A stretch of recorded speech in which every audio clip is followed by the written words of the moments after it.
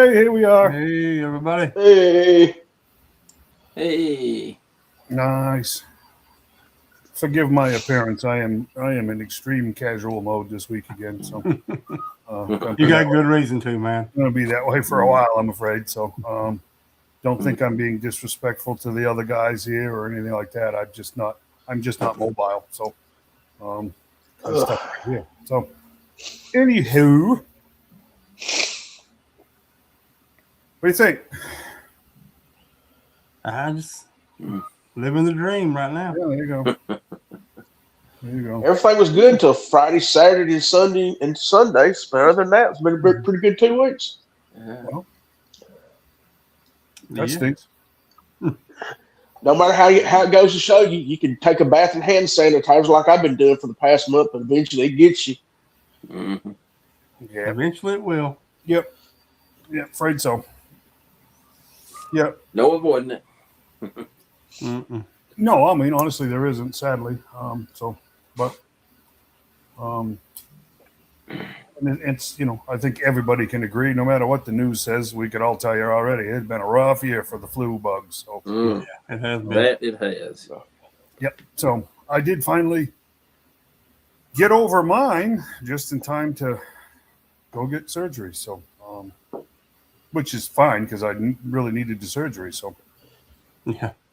But here we are. So, anyways, you got something you wanted to do first, Shane? Yeah, we got a shout out from someone. Yeah, we'll do that. Let's do that. Alabama Toy Merch. This is Barbie Blink, aka WWE Diva Kelly, and I hope you guys are doing amazing. You're killing it. Can't wait to see what you guys have in store. Oh, and she said John Maddox is an awesome guy. You just didn't hear that part. Well, now we know who canceled her flight home. Wow. I got to tell you, she's doing, for somebody with obvious physical deformities, she's doing great for herself, isn't she? She is. Yeah, man. That's awesome to see a girl that far behind the eight ball doing that well for herself, huh? Yeah. I will say I got an autographed like 14 by 18 poster, but I'm having to keep it at Wolf's Den because Nancy won't let me bring it home. Shane's got a picture of it. Hang on just a second. I tried to get Nancy to put it in the living room. I think it looked great in the living room. I think the reason John's in a new location now, he may be in hiding or witness protection.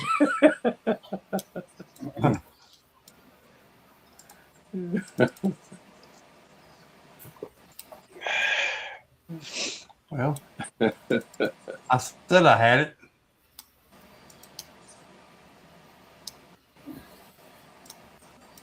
I found it. Yeah, I can't show it here because Nancy wouldn't let me bring it home. So I had to leave it down at Wolf's Den. I'm surprised Nancy let you come home.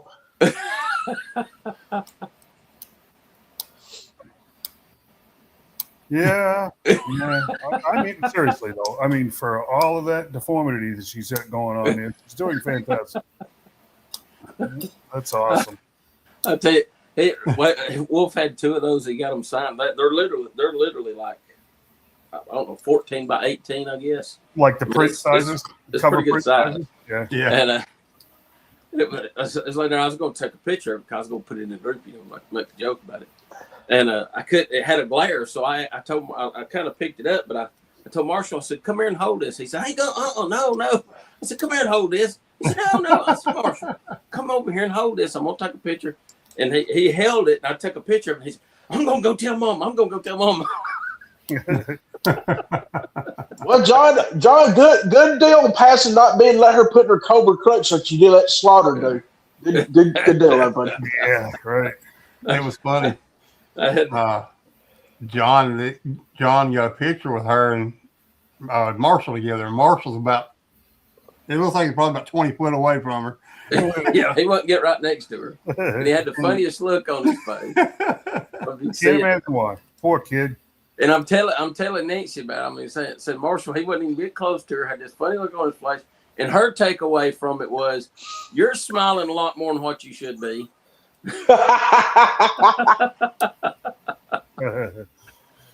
I do like her boots though. I thought those were kind of they're high heel too. I mean, they were high heel. I was like, boy, I almost sailed right off into inappropriate land there for a second, but I caught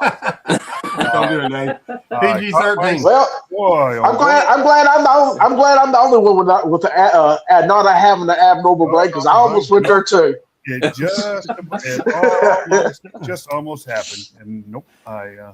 There were a lot of guys' wives showing up there just to kind of keep an eye on them. Yeah, right. Yeah. Well, now we know why Melanie went. Wow. Well, I paid for Melody to go in and work. I'll tell you, and it's the same thing that, of course, Wolf and them thought too. She's WWE wrestling, whatever. I guess she retired in 2010 or whatever. Yeah. And wrestlers draw crowds. Oh, sure. But literally, there was hardly anybody coming up to her table. They were all going right past her to Squint's table. There were tons of people that come all the way there just to see Squint from Sandlot. And they were bringing their kids, and all of them were the same story. Their kids watches a movie 4 or 5 times a year, they'd say, or something like that. I mean, it's a movie made in '93. It's a baseball movie, right? But it holds up throughout time, because no matter what generation you're in, it's a fitting movie. I mean, it's and I was just amazed. I really thought the majority of the people would be at her booth, but they passed her by to come over to him. And, well, I tell you why that is. She was in the WWE during the PG era, and that was one of the weakest eras they've ever had. Mm-hmm. Yeah, I don't know. Didn't look too PG to me. Well, it was PG, and women. I mean, I'm not taking nothing away from women of that era. They're not near as the talented wrestlers as the women are today. Oh, I'll give you that. Yeah. Well, they're considering the women wrestlers I watched in my time was glow wrestlers, and they were just all for comedy relief. So. The glorious ladies of wrestling. Yeah, right. Glow. They do the little skits between wrestling matches and all. It was like. Yeah. But just a shout out to Mr. Wolf. The next one you get needs to be Rhea Ripley, and maybe even my girlfriend will show up for that one. Yeah. Well, I hope she did well. I mean, in all seriousness, I hope it. Oh yeah. I hope it paid for her. I mean, there's still a lot of people coming to see her, but so that's good, right? Believe it or not, it didn't. They were out of pocket on her. So really, good. Yeah. Good. I mean, that's good. Yeah. They were really, and I was too. I really expected there to be a more turnout, to see. And she was. I'll say this: she was super nice. I mean, she was friendly. She was nice. There was one or two complained that she was on her phone, but she got two small kids at home. That's why she flew in that morning. She took the red eye and got to Birmingham like at 6 a.m. Come to the show, and she was supposed to fly back out of Birmingham, but her flight got canceled until this morning, so they had to take her straight to Atlanta and catch it over there. Oh, geez, yeah. Because she tries not. She wanted to be back. I mean, she didn't want to be gone more than a day from her family. So sure. I mean, nothing wrong with that. Good for her. I mean, kudos for that. She's a mom, But there was like one complaint on the Gadsden Con about her being on her phone and all that, which she was. I think she was texting, but I think she was, talking to her kid. I mean, what? Whoever the poor soul complained didn't get his marriage proposal in at the time that he wanted to. Give me a free. Yeah, and that was his thing, that she didn't really interact with him. She just signed this thing, said "nice to meet you," and then went back to texting and all that. But I mean, well, okay. The whole, from my experience up there, and like people that took pictures, she done videos with people. Obviously, I mean, and she just, I mean, at no additional charge. I mean, it wasn't like she charged them for that. They bought a picture and then she done a little video and stuff for some of them, if they wanted it. Well, I can tell you, every time I've ever had a booth at a show with all my skimpy photos and stuff, you get them creeps that come up there and you just don't want to talk to them. So, I feel sorry for some of the talent, especially these days too. Some of them guys are a little bit too hazy. Well, yeah, because You wasn't getting to her. There ain't no way you was getting to her. No, Oh, she'd yeah. probably break their arm for him anyway. But We had two guys there on both sides just in case there was anything going. yeah, it's all good. Well, that's good. I'm glad you guys had fun. But yeah, it was. I was gonna tell you, it's funny. Marshall was like, I said, Marshall, why didn't you get a little closer? He goes, she's a wrestler. She might have put me in a move. I said, in a couple of years, Marshall, you're gonna want her to put you in a couple of years. He just kind of looked at me like, huh? What do you mean by that? Yeah, That's what I told him about that picture. I said, I'm gonna get that picture, put it in your room. They said, no, you're not. No, you're not. I said, trust me. Boy. 2 or 3 more years, you'll be wishing you took me over. He don't need to watch wrestling today. They got one called Stephanie McCurry. One of her singers called The Devil's Kiss. He don't want to be involved in that deal. Jeez, wouldn't think so. Oh, So Now, me, anyway, on the other hand, she can sign me up anytime she wants to. I did not. You know, I did literally. I quit watching wrestling probably when I was in high school, and probably 80. I mean, probably 89, 90, somewhere in there. Yeah. And I hadn't watched a single wrestling match or anything until COVID. And honestly, there just wasn't much on TV because most of the stuff, ain't worth watching nowadays. So probably around 21 there for about 2 years, I got into watching wrestling, and like I said, I didn't even realize they were, actual full-time women wrestlers, because my experience with women wrestlers was like Glow. It was like a sideshow that was comic relief and stuff like that. It wasn't, So I didn't realize. I mean, I knew like China and some of those. I'd heard, I knew of them, but I never watched wrestling or anything. So it was, and then I'm sitting here watching wrestling. Half the bouts were female wrestlers, and I'm like, well, I didn't realize they've had that many women wrestlers now. There's a ton of them, but I don't know. They've actually had women main event WrestleMania now. well, let's face it. If you look at from what I've seen, it very much so appears to be that professional wrestling has gone in the other direction. They're looking for lighter, smaller, faster, lot less injury prone, versus the 300 and 400 pound guys that break things just coming to the ring. They call it the high seriously, flying I mean, they're looking for the only one I can think of right off the top, like the Rey Mysterio type, or like the Hardy Boys, where it's high kinetic, fast. Yep. And they're just not going to get hurt as often, And the girls would fit right into that because let's face it, they're smaller, and they're gonna. Even the biggest of girls is nowhere near as big as the biggest of guys. So right. Well, I got out of wrestling around 2000. And my girlfriend, she got me back into watching. She loves Rhea Ripley. And to my opinion, the women now, they're better as, if not better, than some of the men wrestlers. They are. They can do just as much, Well, sure. I mean, yeah. I mean, that's the neat thing about that particular athleticism. Is the main thing is don't actually hurt each other, So. That's pretty big girls there in Kentucky. Yeah. That's them bluegrass girls. Yeah. Yep. Gotta watch out That's for them, what man.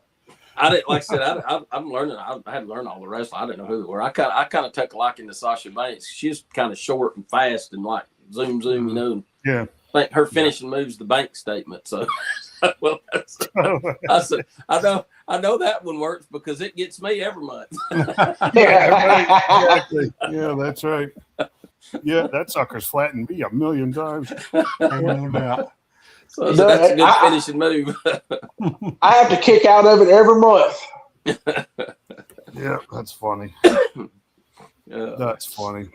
But I can't remember who was that. Who was that? You probably know, Corey. Who was that? She was kind of teamed up with, and then they kind of Bailey.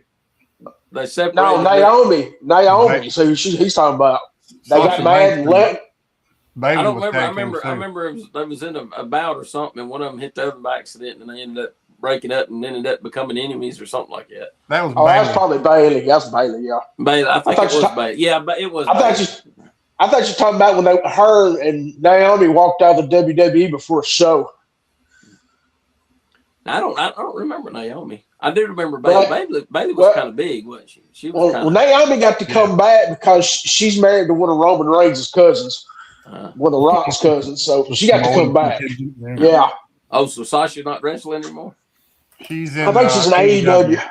Oh, okay. Under her, Like I said, I think her real name is Mercedes Monroe. Mercedes Monet.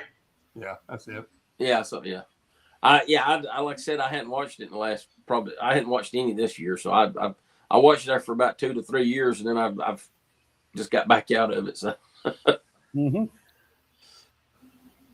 No, I mean, it's been a long while. I mean, I was a fan during the Attitude Era, but Oh yeah, that's where I ended mine at. That was a long time ago now. So, but you still got guys from that era kicking around. You got CM Punk, you got Brock Lesnar still around.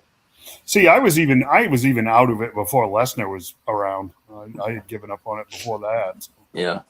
See, I think I went out right around the time the Undertaker come in, because I don't think I've really seen him wrestle back in the day. So well, that'd be in the 80s then. He come in like 88 or 87. Very late. Yeah, that's why I say it was probably 88, 89, somewhere in there. Yeah, you said when he was a teenager. So. Yep. But anyway. Anyways, that's cool. Been kind of quiet, pop culture wise. It's been kind of quiet the last couple of weeks. I would like to real quick give a shout out to Billy Holland. He gave me this at the con. I was actually looking at it on eBay, and he posted in the group if anybody's interested. And I told him, I said, "Yeah, I want it." Mm-hmm. I think it's an awesome cover, and this is G.I. Joe #1, by the way. The Marvel when they done the facsimile, and they done multiple covers, and this was one of the covers they done. Cool. But there's one. This is a Virgin dress cover. But the regular one, I looked at it on eBay too, and it had like word bubbles, and she was saying something like after 40 years, and I still look good, or something like that, because it's been like the 40th anniversary. But he brought it and he just gave it to me. He said, "Man," he said, "I know you wanted it." I said, "I'm just gonna give it to you." I said, "Well, I'll be glad to buy it from your trade or whatever." But he gave it to me, so I appreciate that. And I'm gonna post. I hadn't had time to post nothing in the group yet either, but. I'll tell you what, that book right there would look awesome on one of these awesome stands. Yep. That holds a figure and a comic. Yep. Yeah, I got a rant that for later on. Emmett. Yeah, thank you, Emmett, Dave. Like I said, I got a rant about that for later on. I think I will. I think I'll put this on there with the Pilot Baroness, because I like that one best. I was thinking the one that come with the coil would look really good with that one too. Mm-hmm. Yeah. Or a retro card. Because that is a really good. The one with the coil is a really good Baroness. Did that fail? I can't tell who the artist is. I got all the cover artists listed, but you can't tell, and you can't tell by the signature because I put it back in plastic. Now I got a glare on it, but anyway. Yeah. I'll figure it out. I'll have to do a little digging. I hate it when they just put all the cover artists in but they don't tell you who done which cover. Yeah. That just aggravates me. But anyway. Yeah, like you're just supposed to know. Yeah. I mean, if you're gonna do that, at least sign your name where you people read it. Yeah. But yeah, all in all, Gadsden was pretty good. Good. I had a good time there. Talking to everybody. Met a lot of the guys in the group. I wouldn't name them all, but I would forget somebody, and then I would feel bad about that. I hear that, yeah. But I did meet several of our guys were there, and they were repping the shirt like Dave got on there. Mm-hmm. And I think they all had a good time. Seeing everybody, all of our guys walking out with a lot of stuff at one time. I didn't get this. I saw some in passing because they passed by the stage, but I didn't. There was a lot of them there I didn't get to talk to. Yeah. I would say we had probably 20 or 30 of our guys there easily. Mm-hmm. Yeah. And our ladies. We had several. I'm gonna forget your name because I can't remember what I had for dinner last night. So that's just me. No disrespect. That's just me. I got my shadow here apparently. Huh? You're probably I did run into Emmett there. Oh yeah. Yeah. Yeah. I don't know how he was surviving with that big long black jacket on. I know, right? He likes that It was so cosplay hot stuff. in there. Oh, up on that stage with them lights, man, it was burnt. Yeah. We'd like to burn up there. Didn't ever see Silas. He was too fast for me. Eat too fast. That's right. He way too fast. You know, I Yeah. don't think I saw him neither. No, You he was on wouldn't the have because move. he was chewing. I got you. He was on the move. He was gone. He was going from the time he got there. That's not gonna do anything, bud. You're not gonna do nothing. But Well, I tell you, they had a little bit of everything there. Whatever you're looking for, they had it. Because I even seen it. It was one had like a booth set up with clothes in it. Some kind of I don't know what kind of clothes they were. They were one booth had vintage wrestling shirts in it. Had like a lot of Stone Cold, The Undertaker, Kurt Angle, the Hardy Boys, a bunch of stuff like that. I think he was Jeremy Cowart's cousin, if I'm not mistaken. Yeah, I had it right there by Jeremy. Yeah, and then there was another over there by Brock, another guy in our group. They were selling some retro shirts, like Star Wars and whatnot, and they done really well too. Were they the ones there close to the stage, the exit of the stage? There was somewhere they had several racks full of clothes on. No, them. they were up closer to Andrew's booth. Okay. Well, I don't know because I glimpsed at them. I didn't really pay close attention. They looked like just clothes to me. I couldn't tell, but I walked by when they were packing up, and there was two ladies running, and I said, "Did y'all do good?" And they said, "We done great." So I'm like, they had the one closer to the stage had a lot of like vintage gaming shirts, like Mario, okay. what like that, you know. Okay. I wasn't really expecting to see a booth with just clothes in it, so it surprised me. But she said they done really good. So Cool. all the vendors I talked to, in passing there when they were packing up, I said, "Hey, how'd you do?" And all of them said they done good. So I think everybody did really well. Yeah. I didn't ever hear a total count of how many people was there, but there was a bunch. Yeah, there was a bunch. It was crowded. Mm-hmm. It was packed. The poor hallway. You couldn't hardly get through the hallway Yeah. because there was so many people there.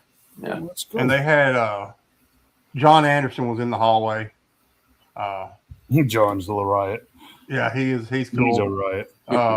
He was there in the hallway, and man, there was people all around his booth there talking to him and getting pictures and autographs and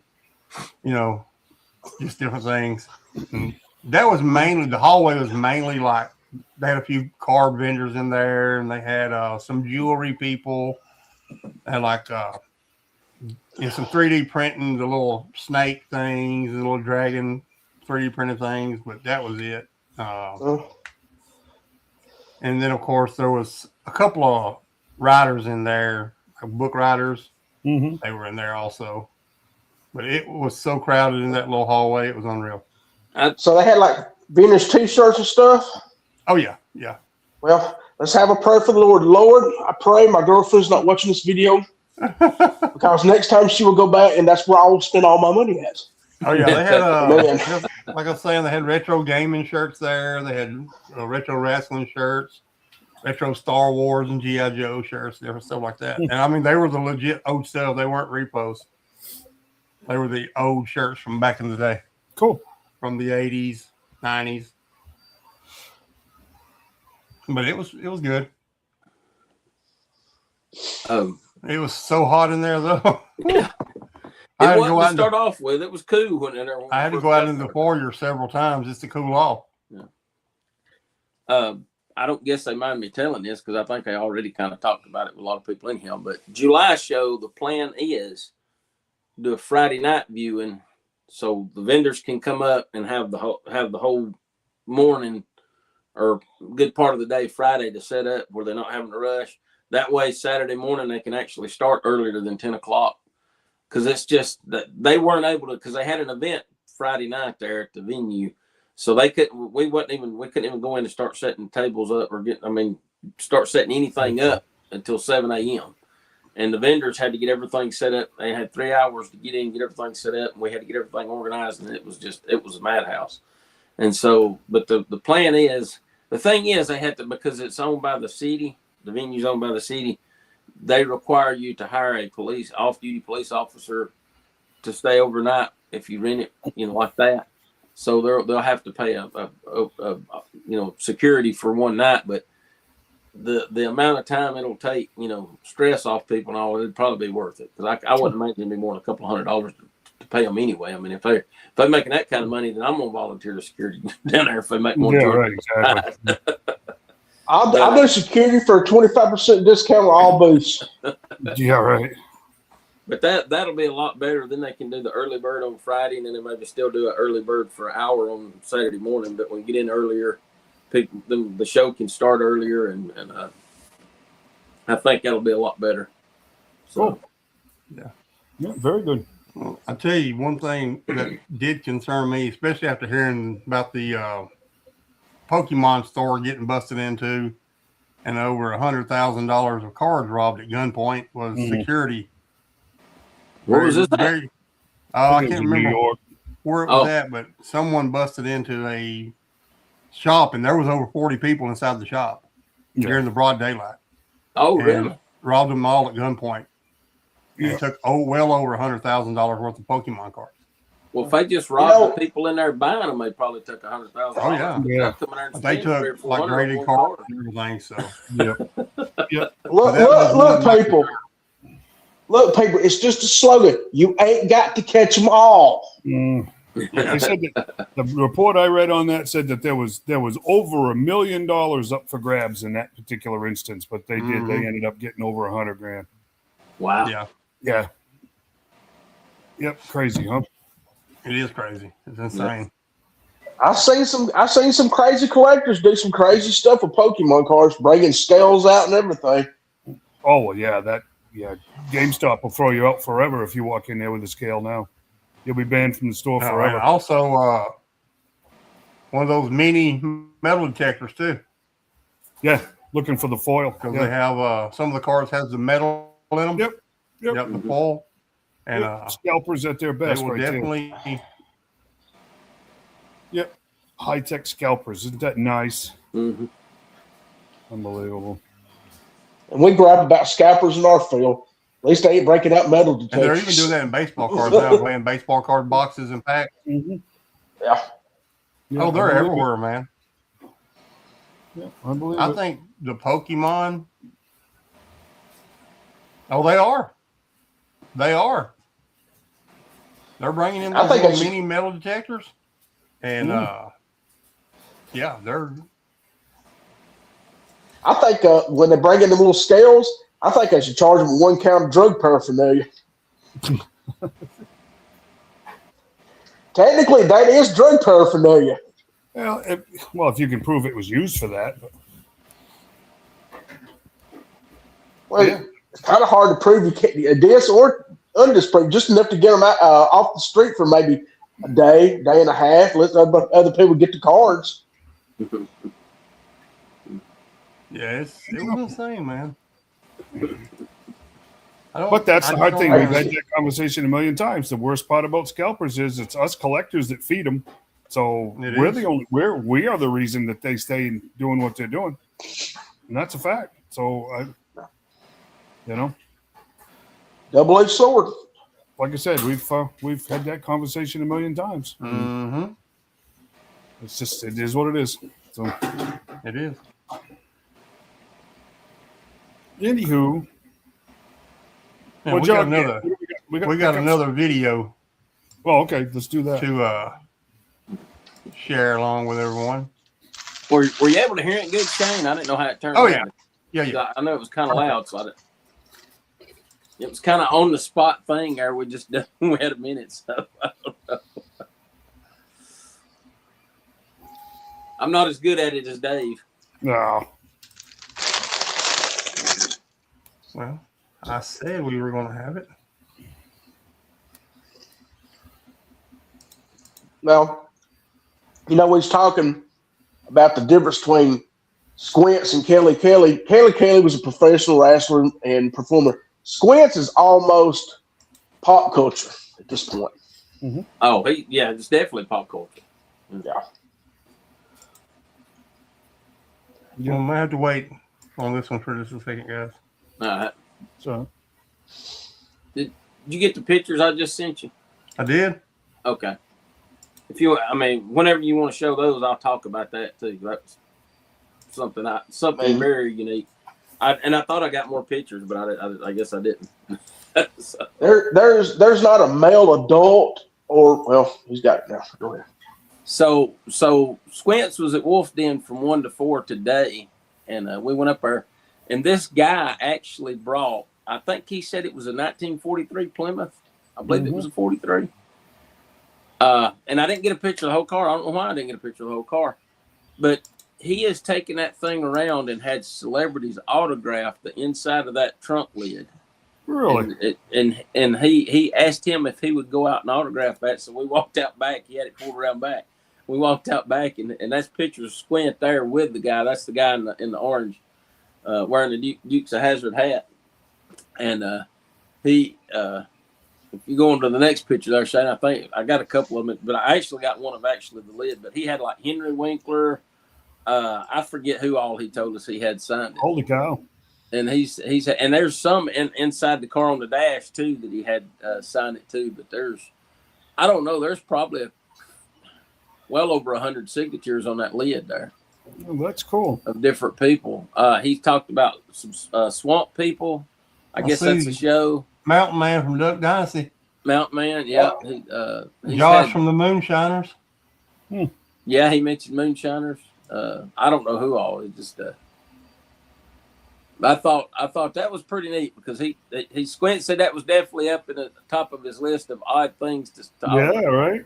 I mean, he actually autographed a car. That's pretty cool. And the guy came for he lived 2.5 hours away. He drove down here for 2.5 hours to get down here to get his signature on it. I wonder how many baseball bats Squints has signed in his lifetime.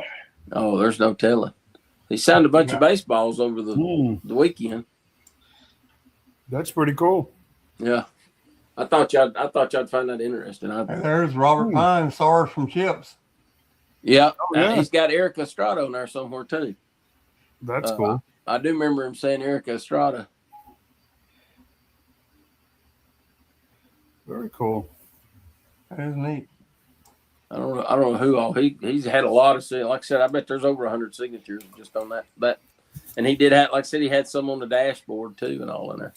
But that car's beautiful. I mean, it was. I don't know why I didn't get pictures of the whole car. And he got in there and crunked it up. He had it on a flatbed trailer, pulling it. He was pulling it. He didn't drive it. He pulled it up there behind his truck. And I should have got Nancy. She had pictures of the whole thing, but I just thought that was pretty neat. I'd never seen anything quite like that before. That is cool. I mean, I've seen cars and bikes that have been signed like that, but yeah. See Willie from Swamp People from our Duck Dynasty. Mm-hmm. Not that many. Wow, that's a lot. Yeah. I'm Very sure cool. you got pictures of everybody that signed it too. Oh, I'm sure. Yeah. Yeah. That's pretty cool. Yeah. But that area is there he is signing it, so you can kind of get an idea of where he signed it at. It's very cool. Yeah. Yeah, I thought that was pretty neat. He said he's had a few celebrities that, wouldn't do it. No, Yeah. wouldn't do it. Right. But he said the majority of them usually do. Yeah, I believe that. The Spidey van. I didn't see that. I didn't even get to walk outside of the parking lot other than I didn't see it either. Lunch. So I missed it. Cool. Yeah. I was up on that stage most of the show, and when it was finally kind of died down, I said, "Well, I'm gonna go look around," and people were already starting to pack up, and I'm like, "Well, that's good. It saved me a lot of money. I didn't spend." Well, that is true, right? So,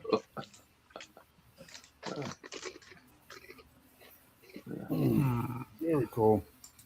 all right. Is the video going to be able to play? I don't know. Having issues with it. Not wanting to play.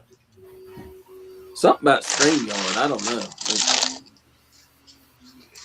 we have a lot of trouble with StreamYard when it comes to playing video. Well, I think they keep changing the agreements all the time on this stuff. It's the this software is compatible, and then next week it's not because they changed the agreement, and then we'll use this, and then that one's not, and it's some of these third party things are a real pain. Unless you're going to spend a fortune on production software, which we're not. It's just tough. I mean, it's tough. So while Shane's doing that, did any of you guys get tangled up in the Ultimates Endgame blind bag comic disaster that last week in December? No, didn't hear nothing about it. I didn't either. Apparently, to end the Ultimates universe, Marvel decided to do all of the. I think there was 6 of them. Don't quote me on that, but I think there was 6 of them. To this Ultimates Endgame. The last issues were supposed to be released in blind bags. And guys got them and shops got them and almost immediately discovered that literally the damage rate is between 90 and 100% of those books are damaged. The inner sleeve is stuck to them. The inner sleeve is torn. The inner sleeves are blank. The spines on the books are all creased. And literally, I watched one guy that opened 10 books, and every one of them was damaged. So I didn't know if any collectors on here or listening had gotten tangled up in that, because that apparently Marvel's solution so far has been to tell the customers to go ahead and cut the covers off and send them back at the customer's expense.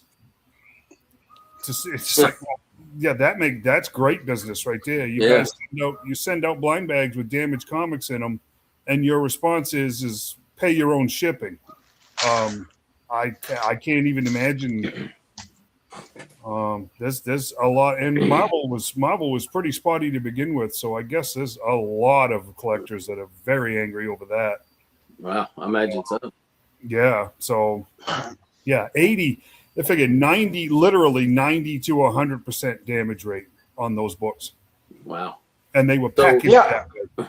So if you got one that's in 9.8 condition or better, you can probably get a good price for it then. Possibly. They said that the preview issues, apparently a week or two before, some shops got preview issues.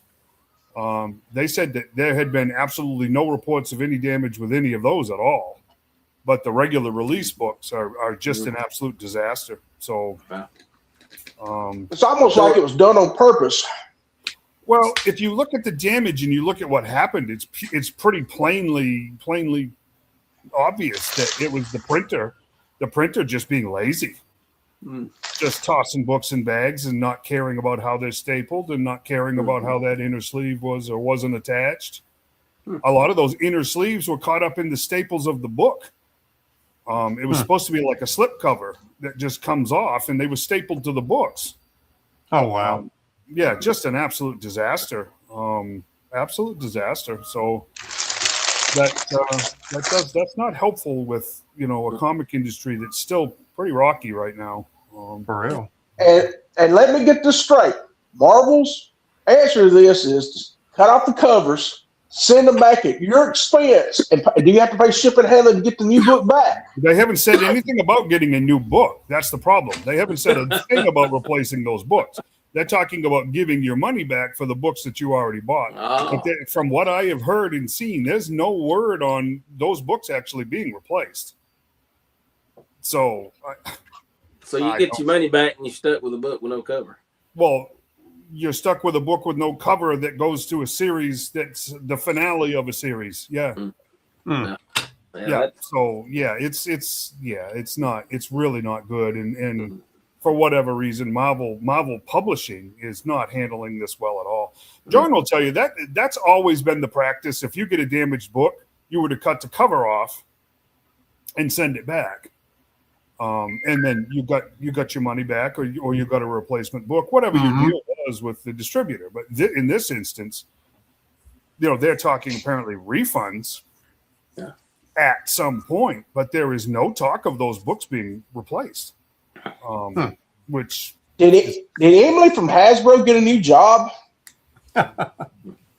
I don't know. I think it's the same printers out of Canada. I mean, most comics have been printed in Canada for 50 years now. So, but no, it was very obvious that just printers didn't care. I take it the blind bags because there were different covers, and you just is that what the blind bags were for? It looked well, yeah. Basically, they were trying to hide the variant covers. It looked like to me that there was printing on the actual cover that told you which issue you were getting, because I think it was like 6. There were like 6 finale books from 6 different Ultimate titles, but they were in blind bags to hide the variant cover. So there was writing on the bag that told you which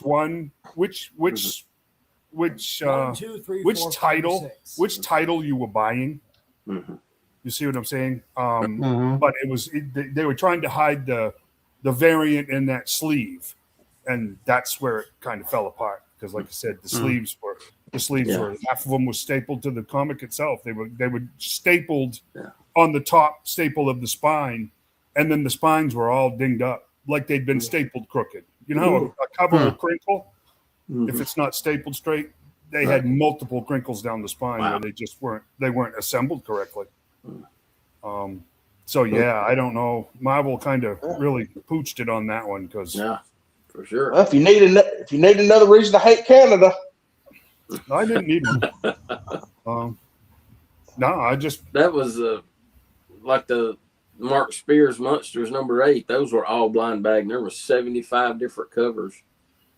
And I put Wolf got a stack of them. I just out of curiosity, I bought 3 of them and opened them. I got a foil out of one of the 3. I don't know if it's worth anything or not, but he had but they were all in mint condition. There were no issues with it. Yeah. No, I mean that seems to be comic collectors now collect covers. That's what I've been told repeatedly. Exactly. Comic book collectors are collecting covers. They don't even read the books anymore. They don't read them. No. They don't have any. They couldn't care less what the title is. Even they're just collecting the covers. No.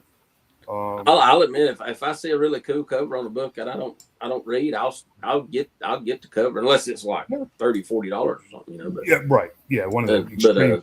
1 in 200s or whatever.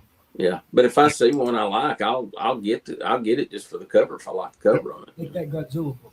Well, I ordered a foil cover from IDW just the other day on a Godzilla book, but that was IDW exclusive. They didn't even send those to the shops because, to be perfectly honest with you, I'm not sure the shops wanted them. No. So I mean, there's always that, but I don't get into variant covers. Say there was a guy come up with these ideas for this thing. It actually made me want to go buy comics this morning. So, which I got a bone to pick with him. If he ain't gonna start making them himself, he at least needs to copyright these things. In case somebody else starts the size of making them himself, he can at least get his cut. Mm-hmm. It's very difficult to claim any kind of ownership over prints like that. Too bad. I'm gonna do it. Good luck.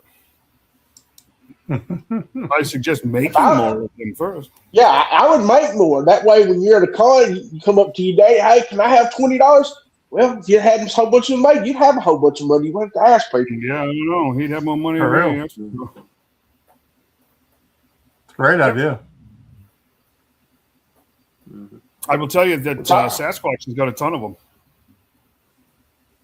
Which I'll tell him right now. I only had one comic book in the house, and I got a picture I sent to Shane, and it looks awesome. One of what? Because I only had one page puncher comic book in the house, and that's why I put it on. Especially people collect page punchers. That's the ideal thing for them. If they don't leave it in the eggshell. Well, especially with so many of these figures that are being produced now are based on specific cover art. Right. If you look how that's designed, it's designed to have a boarded a bagged comic put upright. There you go, with your figure in front. Mm-hmm. And they're full colors. Full colors. So yeah, that's the design right there, and where he's working on one that is for carded figures, so that, like, say for instance, you've got OG Joes on, recarded or whatever, or even on the original cards. Your bubble, your figure will sit in the stand like the comic does, and of course your bubble with your figure on it is to the right, and the stand will be offset to the left, so that you can have a loose version of the same figure, with the carded figure in the stand. We just haven't worked that one out. I like this blue. The only thing I would say, if you're going to do retro figures, don't do pegs for the loose figure. Do foot clips. Oh no, those will have a waist. Those will have a waist. Oh, okay. Or a peg for the back. We're not going to be splitting any heels. I was determining whether waist or peg. I think I might do a peg that goes in their back, or I will do it so you can swap out the attachment from peg to clip. That'd be a good idea. Yeah, it depends. I mean, some figures you really want the backpack on. Some it doesn't really matter. Swap out the peg or the clip. That's the only catch with the waist ones is most of the time the waist clips won't go on with the backpack on. So yeah, but do a thigh clip. The problem with that, Corey, is a lot of the figures have pouches and bags and holsters that are molded on.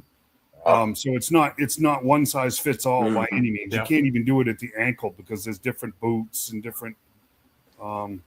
That's why even with the vintage Joes, some of their knees get real loose, and foot clips are still going to be hard to hold them up. I personally like being able to just gently plug into the hole in the backpack of the torso of the figure. That's my preference. And the good thing with the OG figures is they're all the same height. Yeah. So you just have to make an armature at an angle that plugs into that hole, and you're good to go. Yeah. And I think you'll find that's probably the same with Superpowers and Secret Wars and almost any of the other 3 3/4 from that time. But what about making a stand for the retro carded classified figures? Maybe. The only difference is the depth of the channel. Maybe. That's the only difference. Well, that way you don't do it like with a peg just flat and don't have a place for a open figure. Just enough to stand it up. You want to set them on a table or stuff like that. Yeah, you can do that relatively easily. The only problem is you may. I'd really have to measure those spaces because you're only going to be able to hold.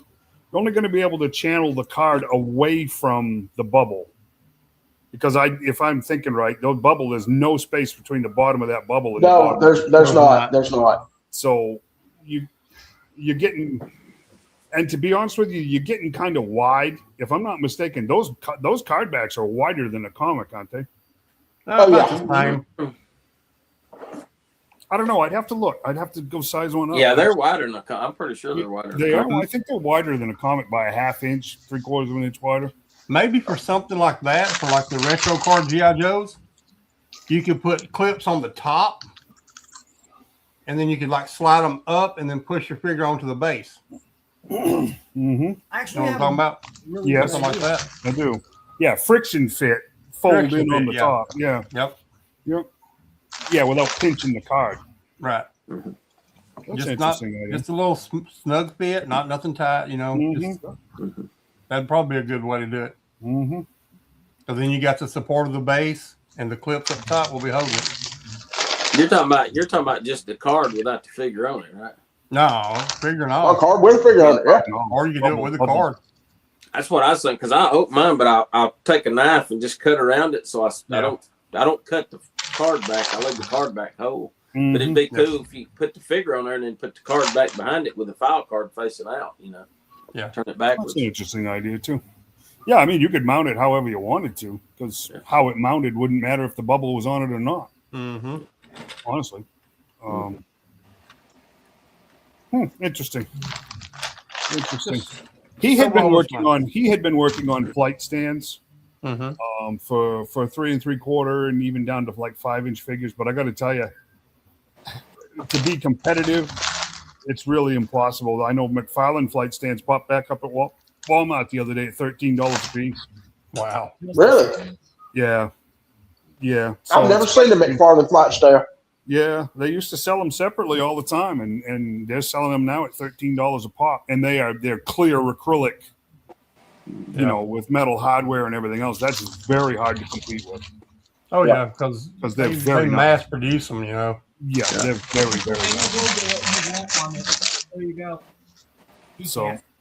well, no, He yeah, has but to you pay can't royalties. print them in clear like he can. No, but I can put any logo I want on it. Well, you can, but that's all stuff that I've been telling you to work on over the last few months. Any logo anyone wants. So, there's that. All right, I'm ready to try that video again if you want to. Yep, let her fly.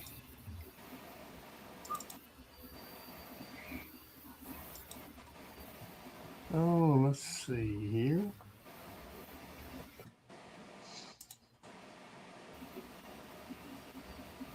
I said I was.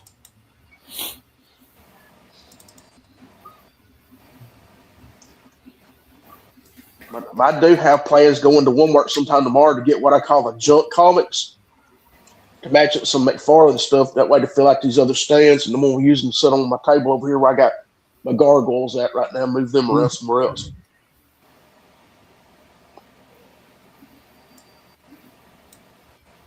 Can you hear it? No, No. sound is biting you again.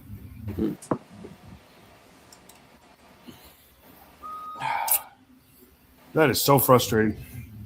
Now, why did it work with Kelly Kelly?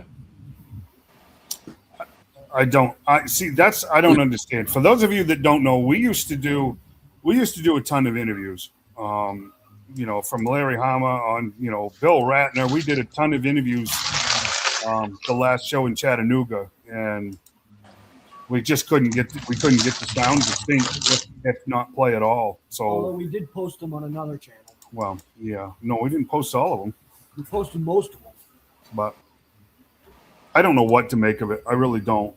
If any of you tech gurus out there know, let us know, would you? Because it's really frustrating to put all the work into these interviews and spend time with these people and not be able to use it. And it's not Shane's fault.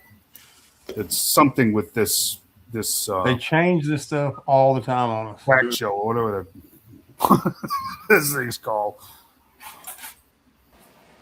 And they do, like I said, they have all of these different agreements with all of these different software vendors, and they change the licenses every 2 weeks, and one thing works and one doesn't. I have a ton of interviews that I've been waiting to do that I have not done because I got no place to put them. So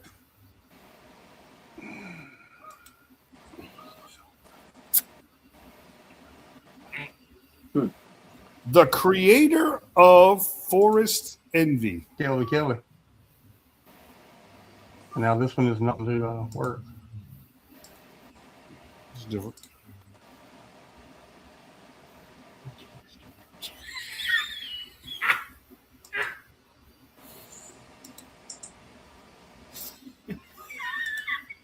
Yeah, hot there.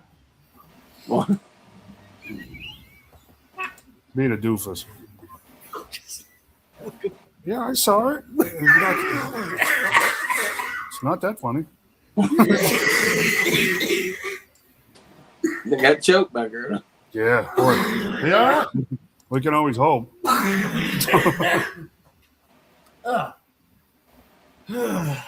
What is this stupid thing?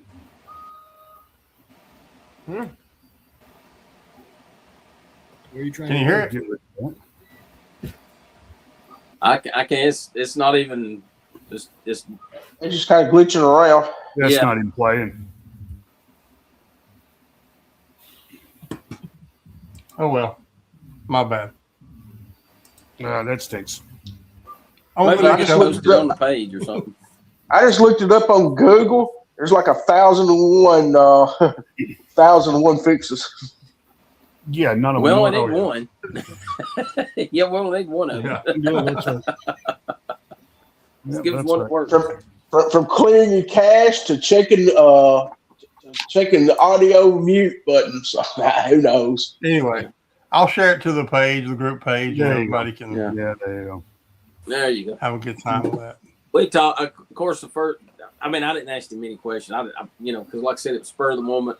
He said, I thought, hey, Shane won't go up here and see if he just answer a few questions for us. And so, of course, I'd been talking to him all day, and I knew a lot of the stuff, so I was kind of trying to play off what we talked about. But the one thing, and I honestly, I'd intend we were going to watch Sandlot because I probably haven't watched the movie in 30 years, honestly. Mm-hmm.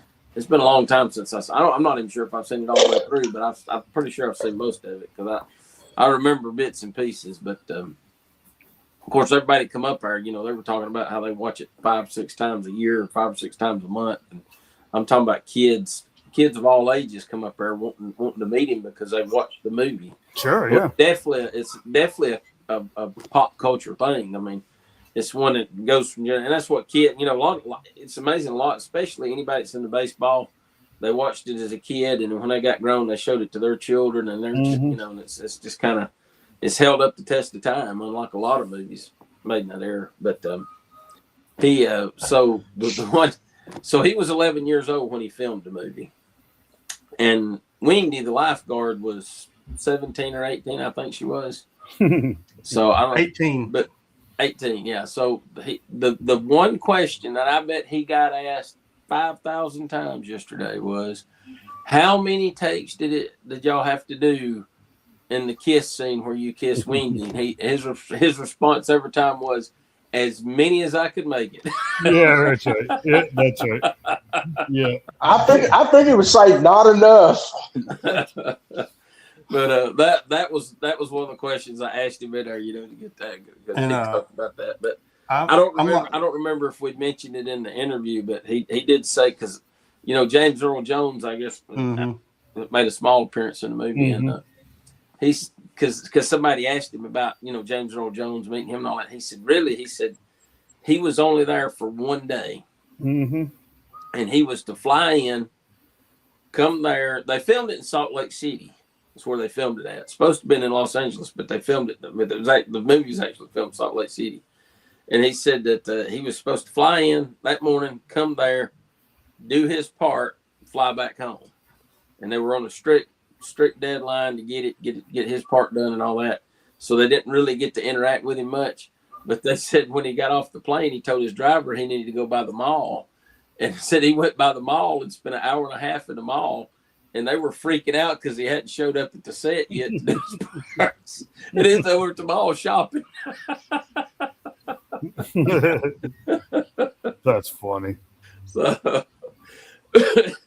he said the producers and directors and all those just freaking out, like, where's he at? Waiting here. He was on a toy hunt. He had to go check out the KB or something, right? I wonder. Here's what I want to know. They told him no. Did he do the Jedi mind trick and make the driver drive them all anyway? Yeah, I don't know if y'all saw the episode of Big Bang Theory that he was on. Yes. Where I have it. Pretty much everybody. After hearing him tell that story yesterday, I'm kind of wondering if that's not kind of his real life personality. Yeah, I think so. Probably is. That he was just a carefree, let's have fun with it kind of thing. Yeah. Yeah. Let me guess. You like Star Wars. I like Star Wars too. Yeah. Yeah. My funniest, one of my favorite lines out of the whole series. It ain't funny anymore, James. Yeah, right. Yeah, Carrie Fisher keeps ringing her doorbell.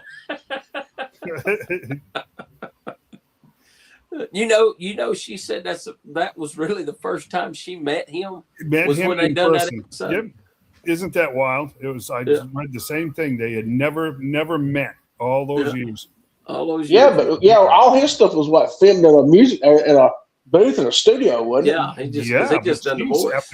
After 40 years between shows and talk shows and movie premieres and the Oscars. You know what I'm saying? You would think they would have run into each other at least once in 40 years. Yeah, You know? you think so?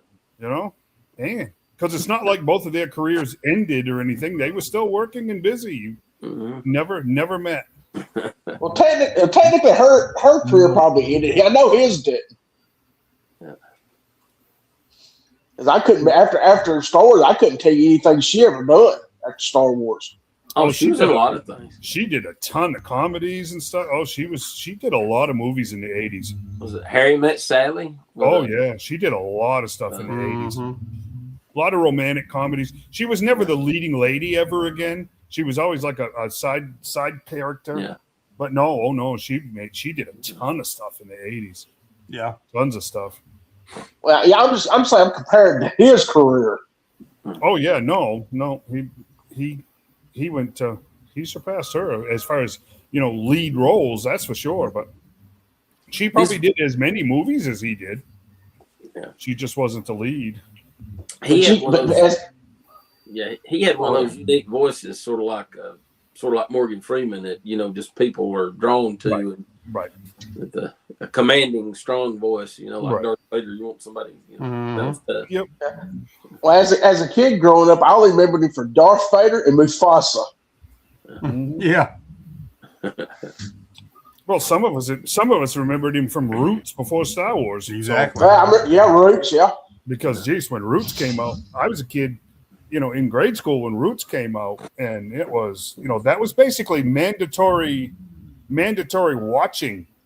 They had been in touch with all of the school systems and stuff before that show even came out, so they had kind of worked it into our curriculum that it was part of our schoolwork to watch that miniseries. And so,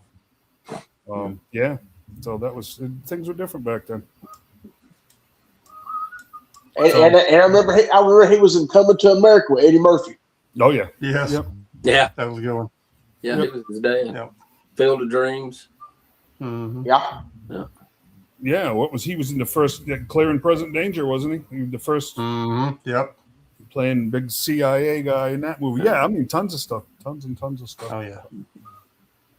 But I did go And- today and watch the Sandlot myself mhm. because Chauncey did tell us something about when they did film the pool scene about it was probably the coldest day Yeah. they was there filming.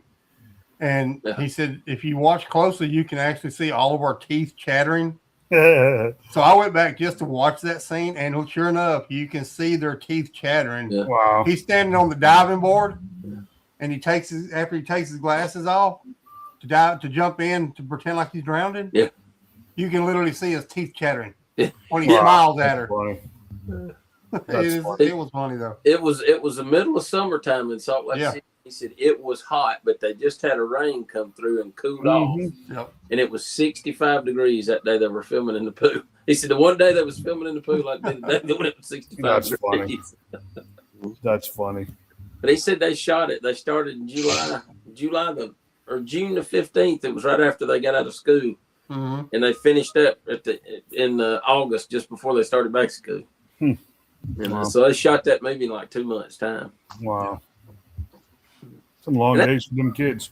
Yeah. And that's pretty good for kids too. I mean, because Sure is. so Sure is. but yeah. Yeah, it's cool talking to them because they kind of give you a behind the scenes look at things, and Yeah, exactly. I had said a lot of big celebrities are, I ain't saying that they wouldn't sit around and tell you stories and all like that, but they're usually busy and they're bombarded and all that. But guys like this that's got a cult following that loves their fans and Oh yeah. I'll sit and talk to him. I mean, he would sit and spend 5 or 6 minutes talking to people after he signed autograph stuff, talking to them. They'd ask him questions and all that, It's funny. I had a candid conversation when we were in Chattanooga. I had a candid conversation early Sunday morning before the show was even open, but Seth had let me in. I was there with Seth on a vendor pass anyways. That's where a lot of that the interviews and stuff were coming from. I had a candid conversation with one of the actors from The Walking Dead. I'm not going to tell you who because I stuck on him. I had a great conversation with him, and he told me right flat the deal with interviews is he said they are so strapped by contractual obligations and appearance rights and all kinds of crap like that he said unless we're going to get a lot of exposure, we're not going to do interviews because it's not worth the hassle to us. And it's just like, I can understand that. And then that's what I was saying, what is a lot of exposure? And he said, thousands and thousands. He says, no one here is going to talk to a page, or a channel that's not in the tens of thousands of views. They're just not going to do it because their publicists get on them about that stuff because they're devaluing their brand. I don't believe that at all. And I think more or less their people want a bigger cut of something. Well, yeah, they don't get paid for the interviews, so it's all about exposure. It's about is it going to get me another job, and otherwise they ain't going to do it. So, I mean, they're polite about it and all. It's just the way that business is weird, anyways. Yeah, that's why I wasn't sure. I wasn't sure if Kelly could just do that shout out to us because I know Ted DiBiase, somebody had asked him last time at the show, but because he's contracted under WWE, they won't let them support or no. What I'm looking for? I talked to Sergeant Slaughter is the same way. They have what they call that Legends. They're under that Legends contract where they are restricted from talking to unless it's approved. Right. That person from Hasbro that had to get written consent to speak to us, and he's still willing to talk to us. Yeah, but Hasbro still hasn't signed off on it. So it's. See, I hadn't seen Kelly in a video game in a while. They put like Legends in. She might not be under a Legends contract. Well, see, I think I heard her telling somebody because they were asking about it. I thought I heard her say she just recently signed the Legends contract, but she gave that shout out to us. So I don't know, or maybe she didn't know. Maybe it is fresh to her and she didn't know. I don't know. Maybe. I hope all our thousands of viewers don't pass it around and get in trouble or anything. Well, as long as Manuel down there in Guadalupe doesn't run his mouth back to the WWE, we'll probably be all right. But one viewer in Canada, he might say something. Millions and millions of fans. Yeah. Which to me, all that Legends contract is for them, it's basically a little bit of money for their retirement. Yeah, because they'll make figures and they'll put them in a video game and make a little money. Well, and let's face it, the last thing the WWE wants is somebody to go on there and start telling all of the stories they're not supposed to tell. Oh, yeah. Because I'm sure they probably a lot of those. Right. Yeah, you can't. Right. Not only would it destroy the character of the person that you're talking to, it could destroy a couple of dozen other classic characters. Yeah. And again, devalue the brand. So it's just like Ventura got in a little hot water. He just signed a Legends contract with them back again. He said something on air. It was a cage match, and he said they was coward for going out the door. It kind of got him in a little bit of trouble. So they're kind of real strict in what they can say on air. Oh well, yeah. Yeah, that stuff needs to be protected. That's their bread and butter. I mean, it's And you got Mick Foley, which he kind of went off in La La Land and claims a certain individual, WWE don't distance himself from him, he's not renewed his Legends contract. No, well, Mick Foley's making money off appearances. So, well, I don't know how that's going to go for him anymore either. So, I don't know. People want to see him; he'll be all right. I don't know.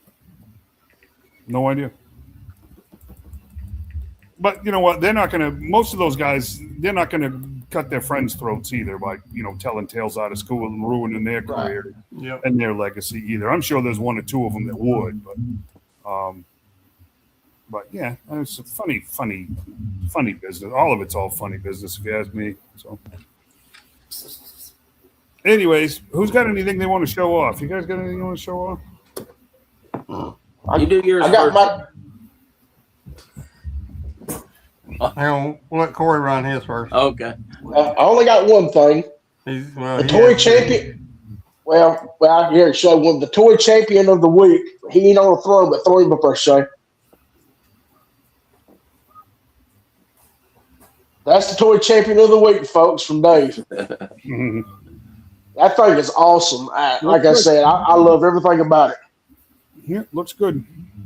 And I didn't glue none of the stuff together. I just I used sticky tack for most of it. Sure. That's the champion of the week. I've been sick most of the weekend, and I ain't been out hunting and done nothing. Cool. So you got Torpedo, you got Wetsuit. They're going out to do some underwater cave diving or something over here. Yeah, that's what it is. Yeah, underwater spelunking. Yep, that's what they're going to do. Yep. They're going noodling for catfish. That's it. Yep. Here we come, big boy. Yeah, that's something I have no desire to do. No. I think it'll be fun. I'm not sticking my arm anywhere in a hole I can't see where. Yeah, that urge has never struck me, not once. Maybe a couple times. It'd be my luck. I'd reach down in there, a 60-pound snapping turtle on the other end of that hole. Yeah. And looking at it, the way it's set up right now. Going on, Tim. I got a gun from it's a M60 from Valaverse. I think will peg into your structure right there on the front of that boat. It's just a round hole. Yeah. Yeah, that one's just a round hole. You could, make a cradle thing out of channel or something without any problems. Well, I think it's got a cradle and everything with it. It'll plug it right into that one at port for that long piece you got right there. There you go. What's going on, Timothy? Did you get that line straightened out? And Dave sent me what are they, skid steer or from the Dreadnoughts?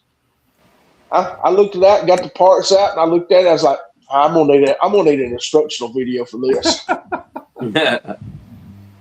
That one, you just the worst thing about that one is you got to put the rear suspension in those grooves. That U-shaped piece.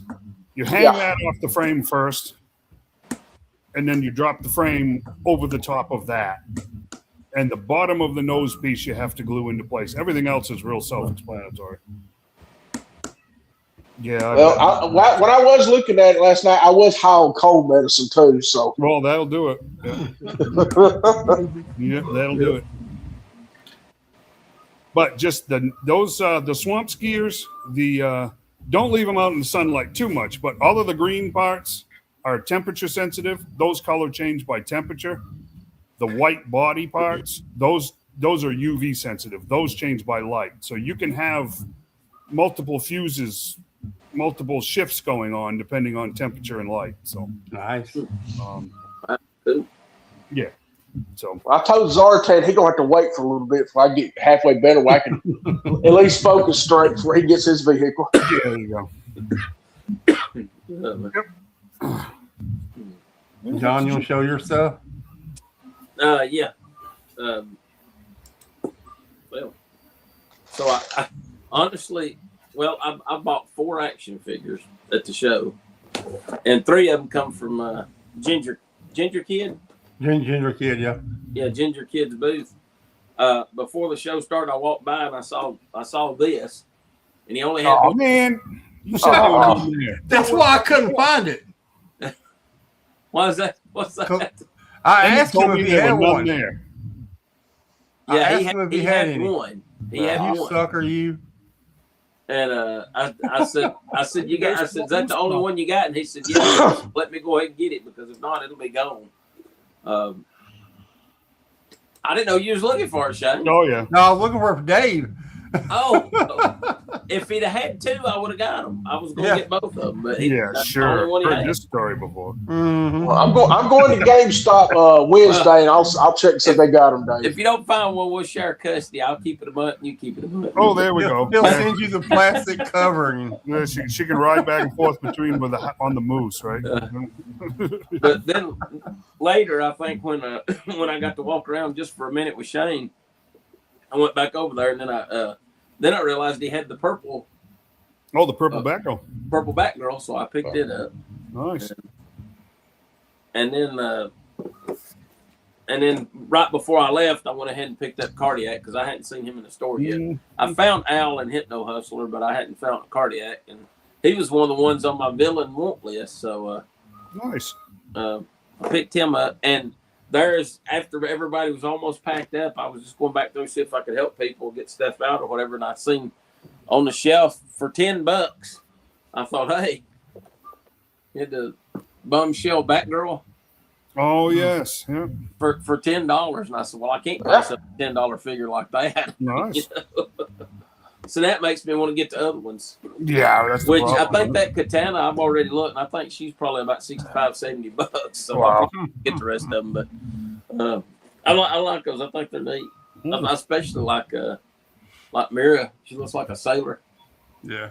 It's Yeah, pretty get the cool. bell bottoms going there. Yep. Yeah, but anyhow, I just thought that was cool. But for $10, I thought, hey, for $10. And then I picked up a few comic books. I got for $1. I got the Nice. facsimile issue. Yeah, the facsimile, but still. He had all the facsimiles for $1. All Nice. So I picked that up. I picked up a She-Hulk #1 for $1. Mm-hmm. The new one, and a Pirello. I found a Pirello cover, Warlord of Mars, for $1. Very cool. And then this was regular price, but this was one of the variant covers for G.I. Joe #1. Yep. And it's foil. The mask and all is foil part of it, and it's actually separated. You can take it, fold it over. I thought that was pretty cool, so I picked that up. And then in another booth, I got a deal, and I got these, at a good price. I found because Spider-Man, Red Sonja, and Vampirilla. Those are the three main titles that I collect. And they had, which I didn't know Wizard. I knew they'd done like the Ash Can comics, the little things, but apparently Wizard put out some mini comics. This is #5. Wow. And I found one of those. They had #5, so I'm gonna have to try to track down the other ones and see how many there even are. And I picked up a couple of Harris Comics, Vampirilla's Revelations, and Revelations Book 2. They had those. Like I said, I got a good deal on these, and there's only like 3 issues of Vampirilla Monthly from Harris that I'm missing, and believe it or not, the one I found was actually one of the ones that I needed. Issue #9, where she teamed up with Shy, or whatever her name is. And like I said, I got all these for like $3 basically, because it was going to be like $45, and he let me have them all for $30. So it was 10 books, averaged out about $30. Anytime I find a homage to Spider-Man #300, I have to pick it up. So it's just She and the Queen of the Jungle, a black and white version of it. And then I got a Virgin Dress of Red Sonja Linzer cover. And this one is sort of like a sketch art type thing. I don't know if you can tell. Found it. And this is Linzer's, the sketch art without the coloring and all on it. Because the regular issues got the title, the color, and all on it. But they done some of these, which I thought was pretty cool. There's that one, another one from Linzer, and then this one's got to be my favorite. This one right here, as you can see your comment.